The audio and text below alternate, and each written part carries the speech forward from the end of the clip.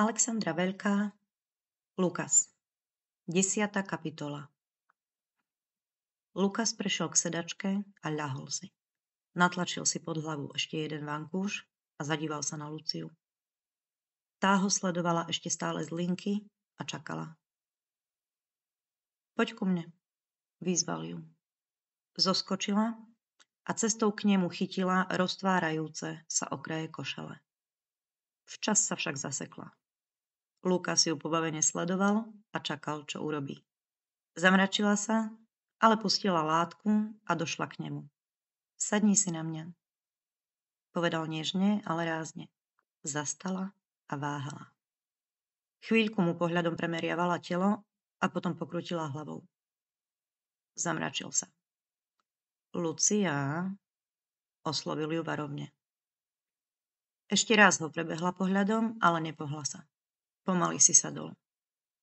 Pár sekúnd sa na ňu díval a pomaly vstal. Postavil sa pred ňu, chvíľku sa nehýbal. Potom ju schmatol a hodil na sedačku. Rýchlo a hrubo jej roztiahol nohy, ľahol si medzi ne. Hoci sa snažila odvracať tvár, ľahko zachytil jej pery a jazyk na silu vtlačil do úst. Uvedomoval si, že sa nepokúša ho uhryznúť a ani odtlačiť.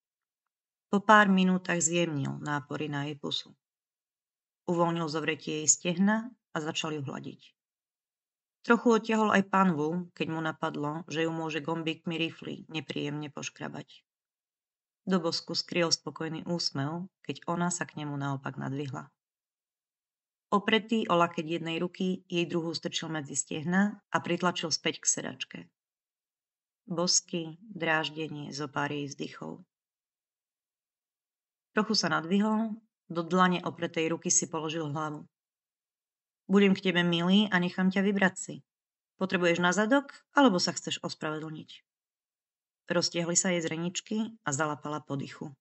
Spokojne sa usmiel. Zúrivo stisla pery a mlčala. No, v prípade, že budeš nerozhodná, dá sa aj oboje. Usmieval sa. V očiach mala pre neho ohromne uspokojivú zmes hnevu, vzdoru a hanby. Vychutnával si to. Ešte chvíľu a potom sa nadvihol. Prepáč, vykríkla. Prepáč, prosím, opravil ju, keď zastal v pohybe. Zaškrípala zubami, ale po nádychu predsedila. Prepáč, prosím. Za čo sa mi ospravedlňuješ? Nechcel ju ešte nechať. Za to, že som si nesadla? Myslím, že za neposlušnosť. Opäť zreničky, aj nádych a uhla pohľadom. Chytil jej bradu a prinútil ju pozerať sa na neho. Tak poď, zašepkal. Prepáč, prosím. Prepáč, prosím, zopakovala. Že som neposlušná. Odvrátila zrak. Zovrel jej bradu pevnejšie a otočil k sebe. Že som... Preskočil jej hlas, zavrela oči. Neposlušná. Dostala zo seba konečne. Spokojne sa usmiel. V poriadku, ale už to viac neskúšaj. Povedal varovne a keď neochotne prikývla, vstal. Odstúpil od nej a prešiel za sedačku.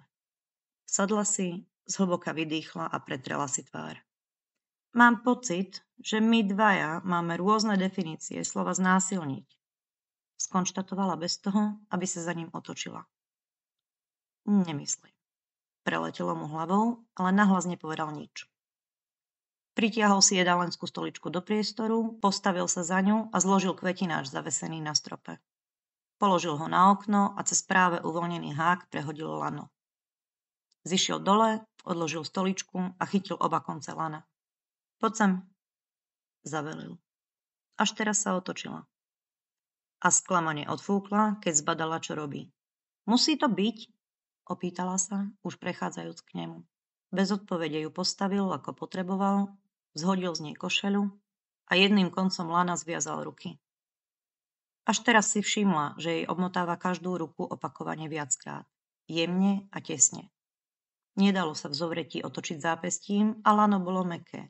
Nemala ako vzniknúť odrenina. a široké obmotávanie rozkladalo potenciálny tlak tak, že nemohla vzniknúť ani modrina. Ešte bola myšlienkami pri úvahe, kedy sa túto zručnosť naučil a ako často ju využíva, keď on už druhý koniec lana potiahol tak, aby mala zápestia nad hlavou. Paže nemala úplne natiahnuté, ale pohnúť sa mohla na najvyš tak o krok. Uviazal koniec lana o radiátor, skontroloval pevnosť a postavil sa pred ňu. Mlčala a čakala. Keď ju chytil okolo pása a poboskal, netrvalo dlho, kým začala spolupracovať. Pritlačila sa k nemu, ako to len putá dovoľovali, a v boskoch mu neostala nič dlžná. Myslím, zašepkal jej do úst, že už si pripravená. Neodpovedala. Kto vie odkiaľ? Vyťahol olej a nalial si ho do dlaní. Priestorom prenikla vôňa vanilky. Postavil sa čelom k jej boku a obe ruky jej strčil medzi stehná. Jednu spredu a druhú zozadu. Hneď ako zavrela oči, si uvedomila, že na rozdiel od očakávania sa jej dole oveľa viac venuje zadku ako iným možnostiam a doplňa tam stále viac oleja. Ustrnula a prudko otvorila oči. Vedel, že jej to práve došlo. To nie, zašepkala a otočila sa na neho. Lukas, toto nie, už vykríkla. Mlčal. Len sa spokojne usmiel a pevne jej hľadel do očí. Úplne evidentne si vychutnával začiatok svojho víťazstva. To neurobíš, znela zúfalo. Ale urobím. Dostaneš, čo ti treba. Lukas, nie, prosím. Pokúsila sa vymaniť z jeho rúk, ale márne. Chvíľu práve tak márne trhala pútami. Pozoroval ju s pocitom zadosť učinenia. Celým svojim egom jej tú bezmocnosť prial. Keď sa prestala trhať, naklonil sa k jej tvári. K tej definícii znásilnenia poboskal ju na líce. Ja to vidím ako situáciu, kedy protistrana nesúhlasí so sexuálnou praktikou a dáva to jednoznačne najavo. Naozaj ťa prosím, nie. Spokojne sa uškrnil.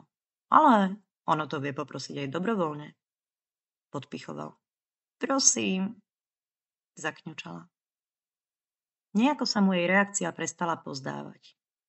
Čakal odpor, ale až takýto? Že by to ešte nerobila? Preletelo mu hlavou. Hlúposť, má 26 rokov. Neverím, že jej ešte nikto nepreťahol zadoček. Rozhodne ale nebolo pochýb, že dievča v jeho rukách sa bojí dosť. Čím viac sa bude báť, tým väčšia je šanca, že sa to nepodarí.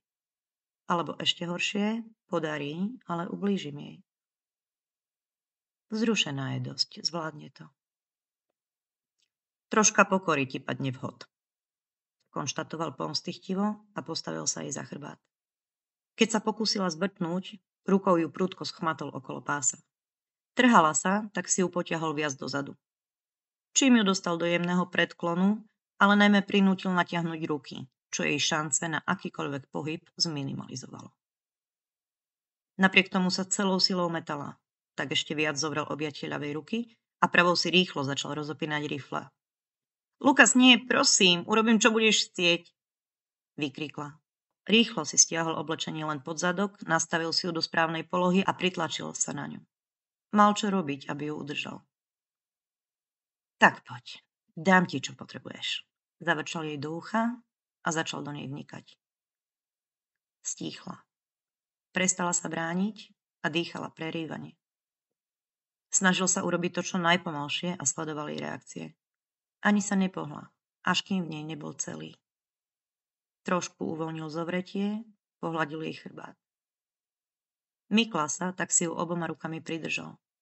Vydrž, zašepkal.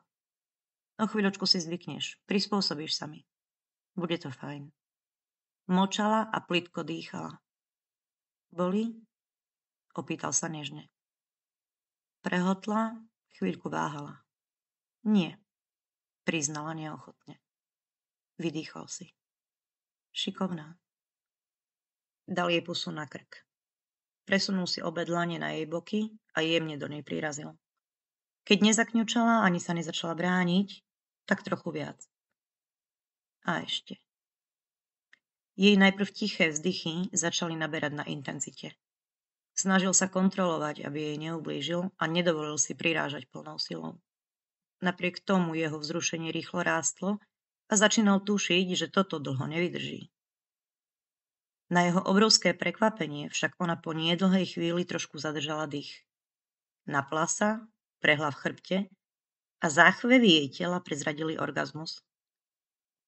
Pridržal si ju a explodoval aj on.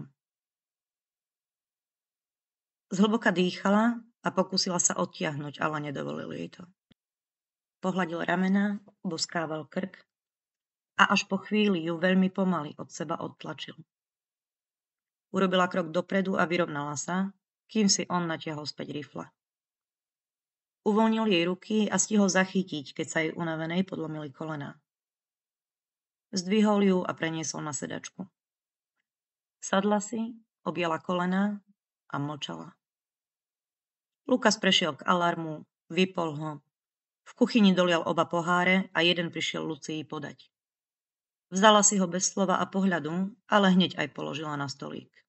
Sadol si vedľa a keď Lucia aj ďalšie minúty mlčala, s povzdychom odložil pohár aj on. Poď sem, zašepkal nežne.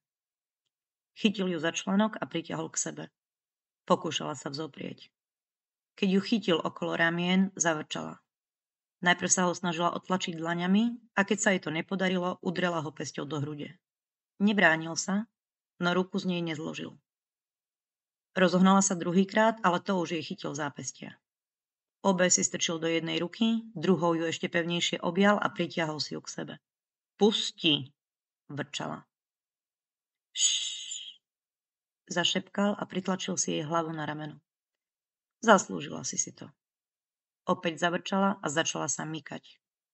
Pevnejšie jej zobral zápestia, aj si ju pritlačil k sebe.